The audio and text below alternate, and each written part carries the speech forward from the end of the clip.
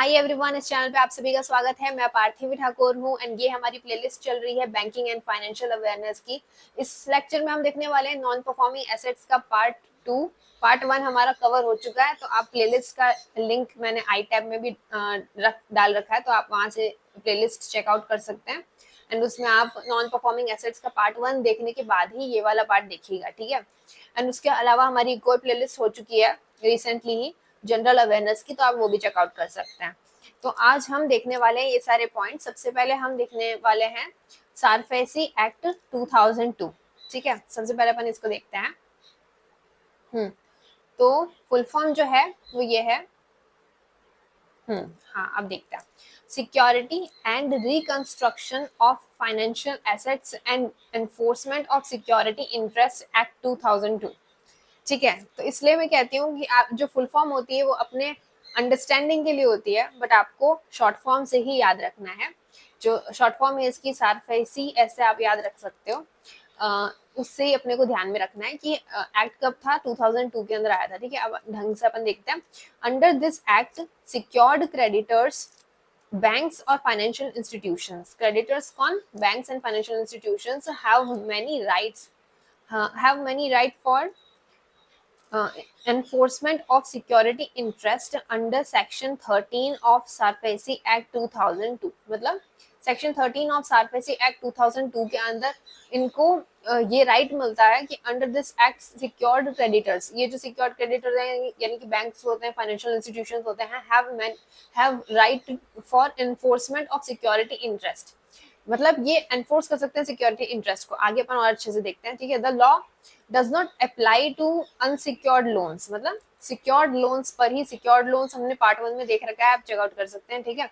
Part 1 में अपन ने देखा था लोन्स दो तरह के होते हैं। एक सिक्योर्ड लोन होते हैं जिसमें सिक्योरिटी ली जाती है, एंड अनसिक्योर्ड के अंदर कोई भी अपने से सिक्योरिटी या कोई भी एसेट वगैरह नहीं डिपॉजिट करवाया जाता है, ठीक है। Do not apply to unsecured loans, agriculture loans below lakh, हाँ 1 lakh, okay. loans below 1 lakh or where remaining debt is below 20% of the original principal। अब ये सब लगाना क्यों जरूरी था कि सपोज 20% से कम अगर लोन का अमाउंट बचा है, ठीक है, जो डेट है वो 20% से कम का बचा है, एंड तब भी अगर एनपी डिक्लेयर हो रहा है एंड फिर होता है ना, सिक्योरिटी पूरी नहीं ले सकते हैं। मतलब मैं बताती हूँ कि क्या वर्क करता है, क्या फंक्शन करता है, मैं ढंग से बताती हूँ। ये सारफेसी एक्ट जो होता है इसका सेक्शन 13 के अकॉर्डिंग कोई भी बैंक या कोई भी फाइनेंशियल इंस्टीट्यूशन जो है, वो जो मैंने आपको सिनेरियो बताया था पार्ट 1 के अंदर कि जो कस्टमर है उसने लोन लिया एंड उसने लोन की कोई भी इंस्टॉलमेंट जमा नहीं कराई, उसने लोन का कोई भी पैसा जमा नहीं कराया वापस, तो बैंक कुछ ड्यूरेशन के बाद उस जो लोन की अमाउंट है उसको एनपीए डिक्लेयर कर देता है, नॉन परफॉर्मिंग एसेट डिक्लेयर कर देता है, एंड उस पर एक्शन लिया जाता है। एंड अगर वो सिक्योर्ड लोन है तो वो जो सिक्योरिटी डिपॉजिट हुई भी थी लोन देते टाइम, वो सिक्योरिटी बैंक खुद के नाम कर लेता है। एंड ये इस एक्ट के अंदर ये इंक्लूड किया गया है ना, सेक्शन 13 के अंदर। तो अब इसमें क्या बताया गया है कि अगर the law does not apply, देखो, the law does not apply to unsecured loans, मतलब जिस लोन में सिक्योरिटी ली ही नहीं गई है तो उसमें ये अप्लाई नहीं होता है। एग्रीकल्चर लोन में ये अप्लाई नहीं होता है। लोन्स बिलो 1 लाख में अप्लाई नहीं होता है। एंड और वह रिमेनिंग डेट, ये सबसे ज्यादा इंपॉर्टेंट पॉइंट है, 20% से कम अगर डेट बचा है तब भी आप जो बैंक या फाइनेंशियल इंस्टीट्यूशन है वो सिक्योरिटी को खुद के अंडर नहीं कर सकता है, क्योंकि इतना कम परसेंट बचा है लोन का डेट जो है, वो कितना कम परसेंट बचा है कि आप इतनी सारी सिक्योरिटी जो डिपॉजिट नहीं कर सकते, खुद के अंदर नहीं ले सकते, तो of the original principal, right, 20% of the original principal, ठीक है। तो यहाँ तक आपको समझ में आ गया होगा, ठीक है। तो अभी एग्जाम्पल के थ्रू अपन ने समझा रखा है इसको।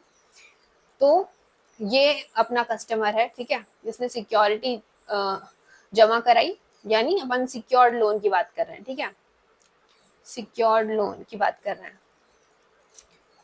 तो इन्होंने सिक्योरिटी दी, बैंक ने मनी दी, ठीक है, लोन दिया मतलब, एंड उसके बाद अगर इन्होंने एनपी मतलब अगर इन्होंने वापस इंस्टॉलमेंट्स नहीं दी, लोन का जो अमाउंट है वो पे बैक नहीं करा, तो after NPA declaration, non performing asset के ड्यूरेशन निकले बाद, उसको डिक्लेयर करे बाद, जो बैंक है वो कोर्ट में जाए, या तो मतलब ये अपन वो सिनेरियो देख रहे हैं जब ये एक्ट नहीं आया था, जब ये सारफेसी एक्ट है, इसके अंदर ये जो सेक्शन 13 है, ये वाला जो चीज जब नहीं थी, तब ये बता रही है कि बैंक का क्या प्रोसीजर रहता। बट ये चीजें इतनी कॉमन है, इतनी सारी होती हैं कि अगर ये कोर्ट में लेके जाते ना तो बहुत टाइम लग जाता। मतलब आप देखो, आफ्टर एनपीए कोर्ट में लेके गए and then claim that security, तो सोचो ये कितने सारे लोग एनपीए मतलब कितने सारे लोग होते होंगे जो इंस्टॉलमेंट नहीं देते होंगे, या एनपीए उनका डिक्लेयर होता होगा, एंड ये छोटी छोटी चीजें भी अगर कोर्ट में जाने लगी तो कितने केसेस ना वो पाइल अप हो जाएंगे, एंड बैंक्स को तो पैसा मिलने ही वाला नहीं है, जो सिक्योरिटी अमाउंट है वो मिलने वाला ही नहीं है। तो ये चीज को कोर्ट से सेपरेट रखने के लिए, इजी बनाने के लिए, इन्होंने ये अर्लियर जो सिनेरियो था, इस सिनेरियो को कट आउट कर दिया and directly bank he claim कर सकता है। बट ये इंपॉर्टेंट पॉइंट है, इन सारे सिनेरियोज में बैंक सिक्योरिटी क्लेम नहीं कर सकता, इसके अलावा बाकी जो भी सिनेरियो है सब में वो क्लेम कर सकता है। बैंक या कोई भी फाइनेंशियल इंस्टीट्यूशन आप ले सकते हो, ठीक है। तो आगे हम देखते हैं। तो अब क्या होता है कि जैसे बिफोर 60 डेज नोटिस दे दिया जाता है, जो मैंने आपको पार्ट 1 में भी समझाया है कि कैसे टाइमलाइन रहती है, कभी आप स्टार्टिंग में आपको मेल्स भेजे जाते हैं, उसके बाद नोटिस या विजिट भी की जा सकती है ना, वो सब चीजें।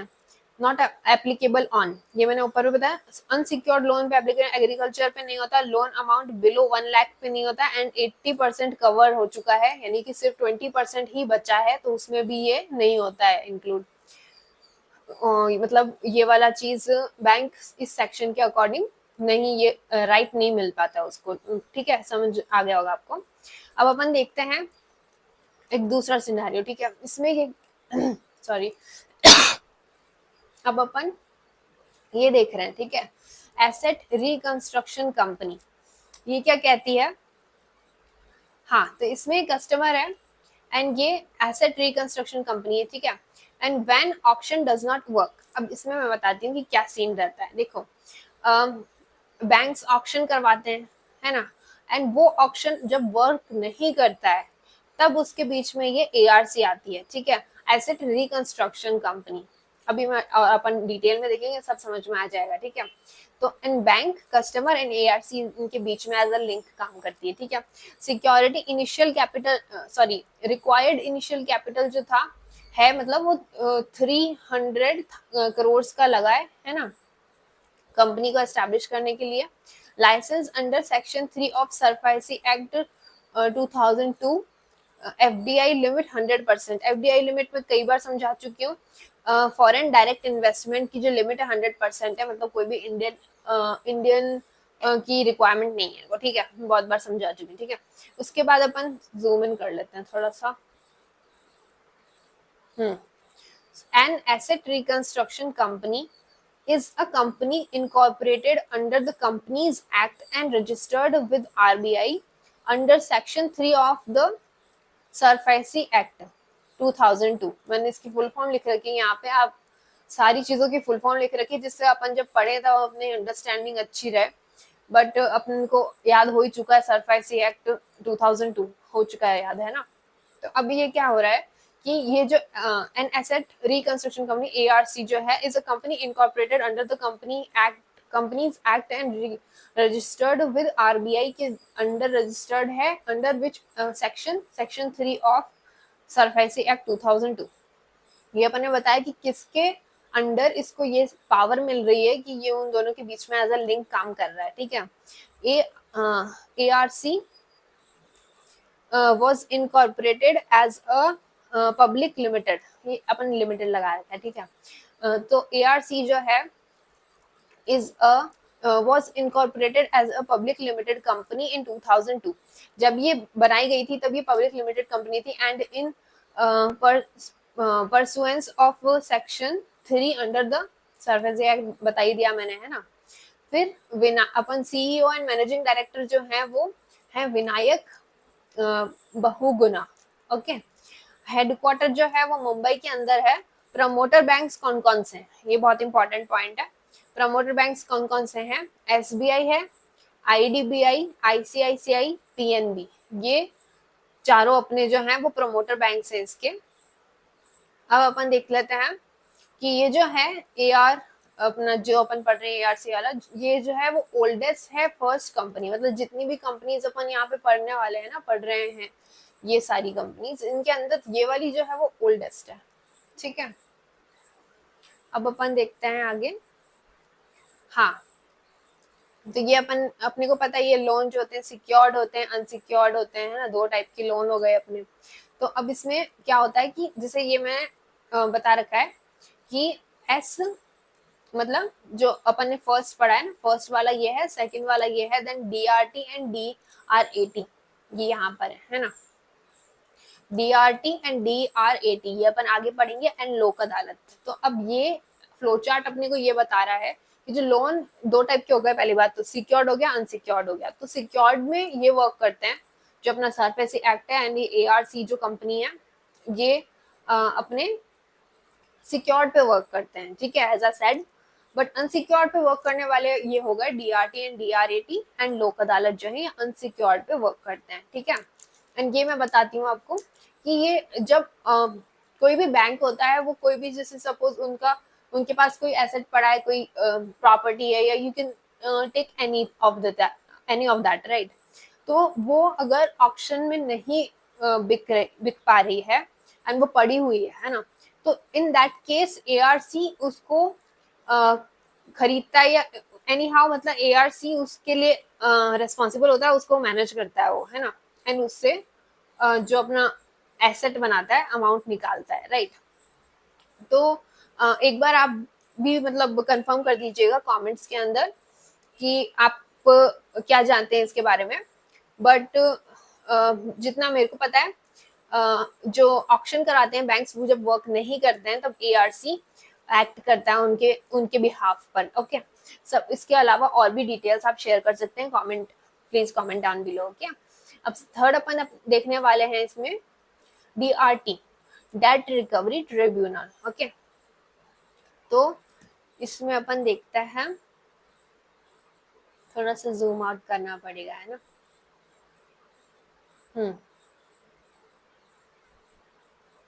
हाँ, date recovery tribunal and date recovery appellate tribunal. ठीक है, ये अपन देखने वाले हैं। कमेटी के रिकमेंडेशन पे ये बना था, तिवारी कमेटी के रिकमेंडेशन पे। एक्ट पास कौन सा? Recovery of debts due to banks and financial institutions, RDD BFI act 1993 established, 1993 के अंदर एस्टैब्लिश हुआ था। Government of India has constituted 39th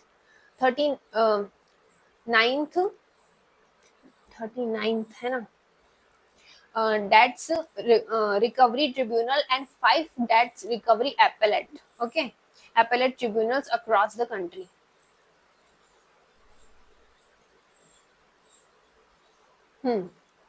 ठीक है, समझ में आ गया अपने को, इसमें कुछ भी नहीं है, कि सिंपल बताया है government of India has constituted 39 जो है डेट रिकवरी ट्रिब्यूनल एंड 5 जो है डेट रिकवरी एपेलेट ट्रिब्यूनल। ठीक है, इतना ही इसमें बताया गया है, तो ये अपने को थोड़ा सा याद रखना है ना। तो अपन आगे बढ़ते हैं। हाँ, तो अब अपन देखते हैं some cities have more than one debt. अपन शॉर्ट फॉर्म में ही बोल लेते हैं, बार बार फुल फॉर्म से हॉचपॉच हो रहा है, DRT बोलते हैं। ठीक है, some cities have more than one DRT, like New Delhi, Chennai, Kolkata and Mumbai have 3 DRTs। Okay, so इनमें ईच में 3 DRTs इन न्यू दिल्ली में, चेन्नई में, कोलकाता एंड मुंबई। ठीक है, Ahmedabad and Chandigarh have 2 DRTs each. Okay, DRAT जो है is located each at Delhi, Allahabad, Mumbai, Chennai, Kolkata. ठीक है, तो यहाँ पे लोकेटेड है अब कंपोजिशन ऑफ डीआरटी क्या है अपन वो देखते हैं ढंग से, ठीक है। It consist of one person only who is referred as presiding officer. Okay, एक पर्सन इसमें होता है जो कि प्रिसाइडिंग ऑफिसर होता है। The presiding officer should be qualified to work as district जज। मतलब क्वालिफिकेशन क्या होनी चाहिए प्रिसाइडिंग ऑफिसर की, कि वो वर्क करना चाहिए, मतलब डिस्ट्रिक्ट जज होना चाहिए वो, ठीक है। तो वो क्वालिफिकेशन है कि प्रिसाइडिंग ऑफिसर कौन बनेगा इसके लिए, ठीक है। Can have term of 5 years, 5 years की टर्म होती है, ठीक है। And can hold the office till he attains the age of 62, मतलब 62 की रिटायरमेंट रिटायरमेंट एज हो गई, ठीक है। DRTs can take cases from banks for disputed loans over 20 above 20 lakhs, above 20 lakhs के जो above 20 lakhs अमाउंट का जो लोन्स होते हैं उन पे जो डिस्प्यूट होता है वो बैंक से डीआरटीज के अंदर जाता है, ठीक है। तो अब अपन देखते हैं डेट रिकवरी एपेलेट ट्रिब्यूनल यानी कि DRAT. Okay, a person entity aggrieved by orders of the DRT can appeal against its order to DRET। मतलब इसमें ये बताया गया है, मतलब डीआरटी में अगर कोई पर्सन जो है वो सेटिस्फाई नहीं हुआ है तो वो डीआरएटी में जा सकता है। ये अपन को प्रोसीजर बताया गया है कि ऐसे ये वर्क करता है, ठीक है। इस हायरार्की में ये वर्क करता है। The appeal must be made within 45 days of receiving the orders from DRAT. मतलब इसमें बताया गया 45 डे के अंदर अंदर अपन को डीआरएटी के अंदर जाके मतलब कंप्लेन करनी रहेगी। The DRAT shall not entertain the appeal until such person deposit the 75% of amount so due determined by the DRT। तो ये काफी ज्यादा एक फिल्टर आउट करने के लिए आप कह सकते हो एक चीज हो गई, क्योंकि इसमें ऐसा बताया गया है कि 75% अमाउंट जो है वो जब तक वो डिपॉजिट नहीं कर देता तब तक वो डीआरएटी के अंदर अपील नहीं कर सकता है। तो ये काइंड ऑफ एक फिल्टर लगा दिया इन्होंने, जिससे कि मतलब बहुत कम लोग जो हैं वो 75% अमाउंट जो है वो मतलब so due determined by DRT नहीं हो पाता है उनका, ठीक है।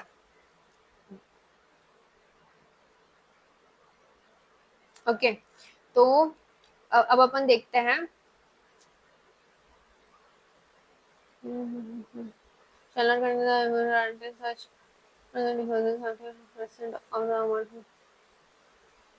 ठीक है। ये पॉइंट अपना हो गया, समझ में आ गया होगा, इजी सा है। कंपोजिशन ऑफ डीआरएटी क्या है? It consist of one person only who is referred as chairperson of appellate tribunal. एक पर्सन जो होता है वो चेयरपर्सन ऑफ एपेलेट ट्रिब्यूनल जो है वो होते हैं। तो चेयरपर्सन के क्या क्वालिफिकेशन है, क्या क्या पॉइंट्स अपने को ध्यान में रखने हैं? Should be qualified to be the जज ऑफ हाई कोर्ट, ठीक है। जज ऑफ हाई कोर्ट इसकी qualification. Held office of presiding officer for at least 3 years, at least 3 years के लिए should be should held the office of presiding officer and can have term of 5 years, 5 years की term होती है इसके अंदर, and can hold the office till attains the age of 65। उसमें कितनी थी? उसमें थी 62, इसमें 65 years of retirement age है, ठीक है।